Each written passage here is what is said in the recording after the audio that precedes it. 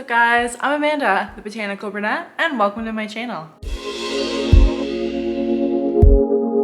So today I'm going to be showing you guys all of my rare plants. So these are plants that I have gathered over the last couple of years, and I hate to use that word rare because a lot of times these plants are actually not rare, but they are just hard to find. Some of these plants actually have become a little bit more common. So I'm gonna show you the plants that I have that are rare in my opinion and that are rarer in my collection, that basically will mean that like they're not super easily found in a lot of plant shops, or maybe they're really rare to where I am. I have found that like depending on where you are, sometimes plants can be a little bit harder to find than others. So these are actually going to be plants that were hard for me to find, or kind of my more expensive like bougie plants. These are like going to be kind of my collector plants. So I'm gonna show those off today for you guys so you guys can see, and I'll also let you know like care tips and how much they cost, so you guys can kind of get an idea if you're looking for this type of plant, like how much they go for. All right, so let's dive in and I'll show you the first rare plant that I ever got. So the first rare plant that I ever had received in my collection is this Philodendron pink princess.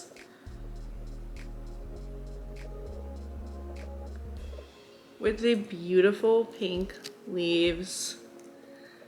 So this is actually a gift. I got this from a friend. She wound up gifting this to me at my bridal shower. She knew how much I wanted like a pink princess.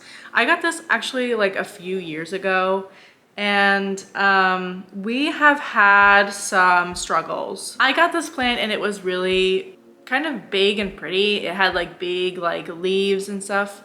And I did not know what I was doing. No idea. I didn't know how to take care of it. It wound up getting long and leggy, and then it wound up only producing pink leaves, which is ultimately kind of when you need to cut back the plant. I know that the pink leaves are pretty, but just like white leaves, they don't have any chlorophyll. So basically what happens is the plant or the leaf just ultimately dies off because it can't absorb any energy, and it also takes away a lot of energy from the rest of the leaves and the rest of the plant. So if you ever do wind up getting only pink leaves on your pink princess, just cut that stem right below the last pink leaf and hopefully you'll start producing greener growth.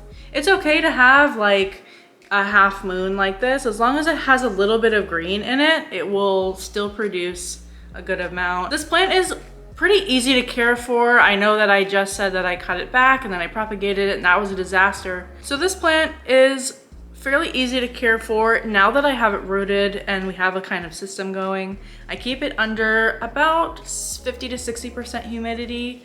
It's under my grow lights. It kind of sits on the shelf behind me. It's growing really, really well. It's really no fuss. I water this about once every, I would say like 7 to 10 days, or I would kind of check on it. I do water it more often than I would like a bigger one just because it's in such a small jar, but it's just super cute. It's so pretty. Like the pink leaves are just so cute. I feel like the pink princess is becoming a little bit less popular just because of its like now more popular relative, the white princess or the white knight or the white queen or whatever you want to call it. There's so many names. I think this is getting a little bit overshadowed by those just because their white variegation is a little bit more sought after than pink. But I think the pink princess is just as cute and just as pretty. I did Google it. They do run, depending on what you're looking for, they do run anywhere from, I would say like 60 plus. Like it depends on how big of a plant that you want to get. Pink princess is the first plant that I ever got in my rare plant collection. So after my pink princess, I really kind of just tried to maintain that plant, and I was like, I'm never spending more than $20 on a plant, blah, blah, blah, blah, blah. Well, here we are now. I'm spending hundreds of dollars a year on plants.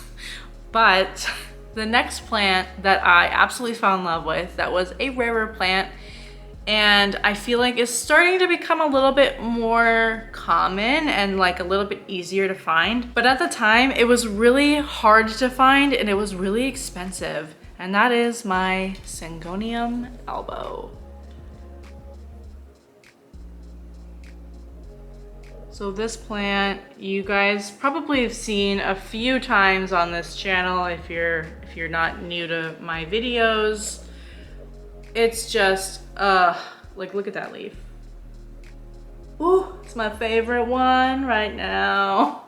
So this plant is just so easy to care for, guys. It's honestly like super easy. I did a video on Syngonium elbow care specifically, so if you wanted to check that out, if you have one or you're thinking about getting one, that video, I have all the care tips in there. But this is just such a simple plant. The only thing with the Syngoniums is that the variegation actually I found is not stable. I don't know if I mentioned in that video that it was stable. I probably did. But I learned that the variegation on the Syngonium elbow is not stable. So what I have to do is every so often, I basically go around and I just kind of find the stems that are not producing any variegation or don't have any variegated stems.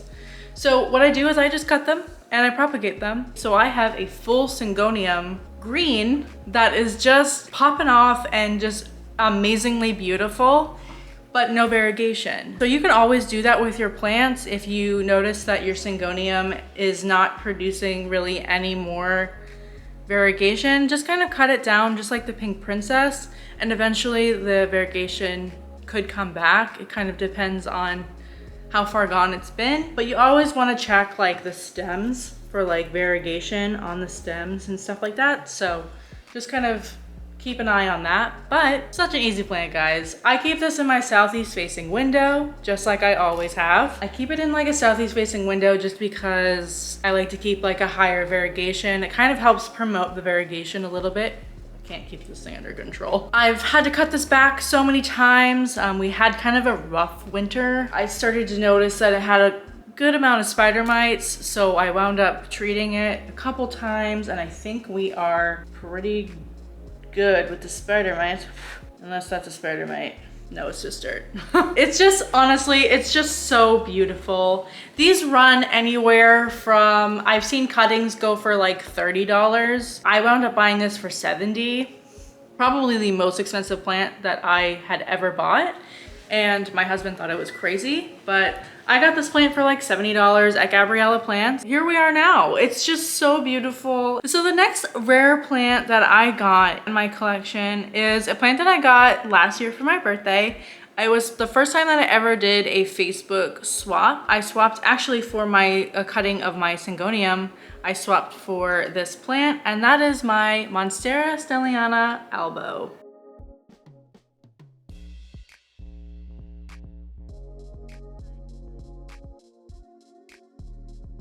So this Monstera is pretty easy to care for. I have also cut this up quite a bit. I have actually a propagation going right now that's like highly variegated.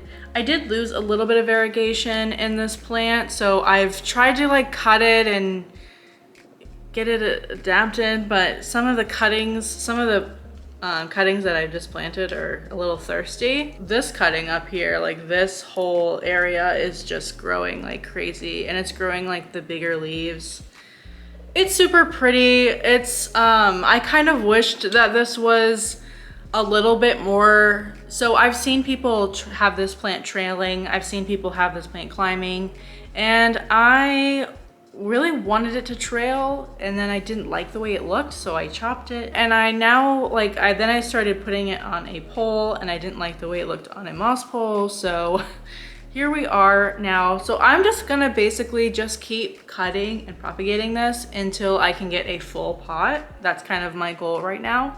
But I just started with like a 3-leaf cutting, and I have like all of these leaves now that have just like popped out over the last couple of, almost a year, actually, yeah, over the last couple of months, almost a year. So I almost had it for a year. Super easy to care for. Southeast facing window. Again, it's just right near my Syngonium elbow. I water this about every 10 to 12 days. It doesn't really need a ton of water. I probably need to water it because those little cuttings are not having a good time. It's just a really simple Monstera. So the next rare plant in my collection is a plant that had been on my wish list for the longest. And that is this Philodendron gloriosum. So I have to like hold the stems just because it is literally going to topple over. I can't get this whole plant in frame like without me not being in it, but. So this plant has been the plant that has been on my wish list for such a long time.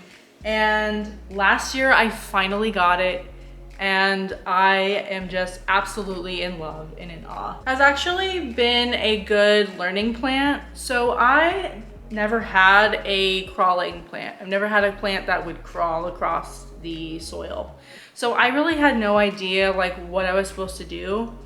So basically when I got it, I put it in a round planter and it wound up kind of crawling outside of the pot where you can see that like hump right there.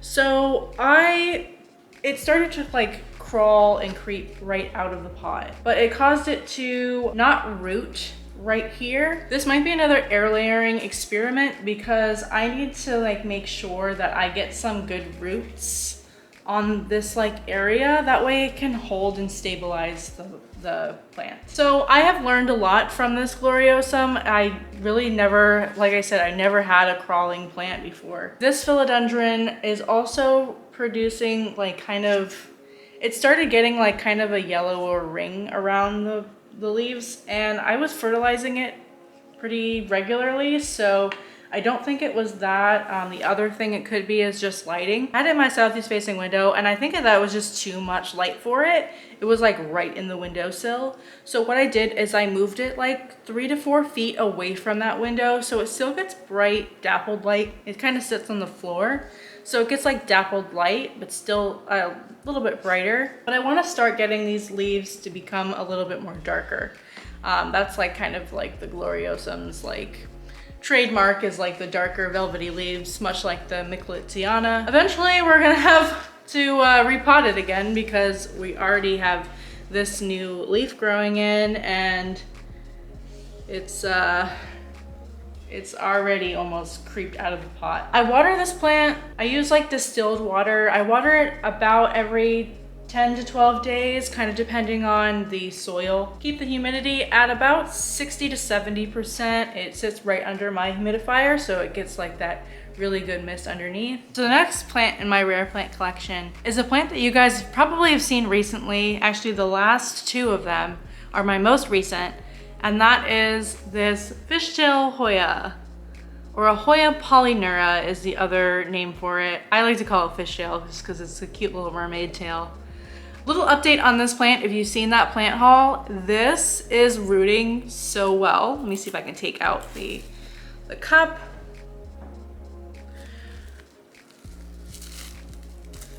So you guys can probably see in there, I don't know if my lighting is like too much.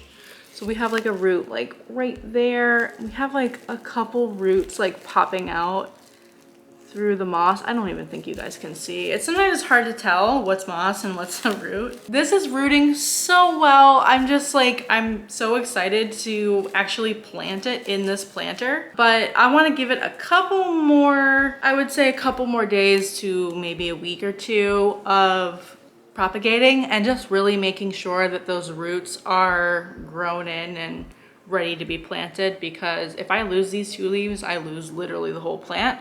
So I want to be careful and make sure that that doesn't happen. But I'm so excited to add this to my collection, and I cannot wait until it starts to trail and just grow and just be its beautiful like fishy self. And then the last plant on this list, the last rare plant in my collection, is this Anthurium Vitarifolium. She's back, guys. She is back. And we also have a little update on that leaf that was growing in. It's growing in kind of like an S shape, but it's so pretty and it's getting long and fat. Like it's literally getting like fatter by the day. So I'm like super excited. And we also have some more kind of growing in. I think honestly repotting this plant like really made it super happy. So this plant does need a lot more humidity and a lot more water than all the other plants on this list. So this is going to be my kind of, I would say my diva of my rare plant collection, because I really need to like keep on it with the watering, keep on it with humidity, make sure that it stays at 60 to 70%, and also make sure that it stays watered. You're supposed to, I was reading that you're supposed to water these every like other day, but that terrifies me. So I will just start watering this when it starts to get a little bit dry. I would not follow that knowledge, which actually I probably should water it. The moss seems a little dry on top, but this plant is just love. Like I absolutely love this plant. This was on my wish list for a while as well. Right under the gloriosum, so I'm really excited to have it in my collection. And yeah, so that is the last plant in my rare plant collection. And also I got that plant for like $70. Both my pink princess, my Monstera, steliana, elbow, and my gloriosum were all gifts, kind of. I mean, the Monstera steliana, I did a plant trade. That kind of shows you like the power of the plant community, and that you can potentially trade a plant that's been on their wish list for a plant that's on your wish list. And that also counts for rare plants. I just gave her like a 3 or 4 leaf cutting of my Syngonium Elbow, and she gave me like a 2 to 3 leaf cutting of the steliana. So that just kind of goes to show, I mean, the gloriosum I got kind of for my birthday, and the pink princess I got for a wedding shower. Yeah, those were all like, some of those were gifts, but those are also great. Like if you have a wish list plant that you've been wanting for a while, it's also good to just kind of like ask for it for the holidays or your birthday or something like that. You may only get a plant, but it will be a wish list plant that you'll be able to have for hopefully ever, if you can keep it alive. So that's it. Those are my rare plants, like rare plants in my collection. And yeah. Let me know in the comments if you guys have any of these rare plants, or if there's rare plants that you have that I don't have. Like, you know, I would love to talk about it. I would love to talk about like the rare plants that you guys have. So that's it for today. I hope you guys all have a great day and stay botanical.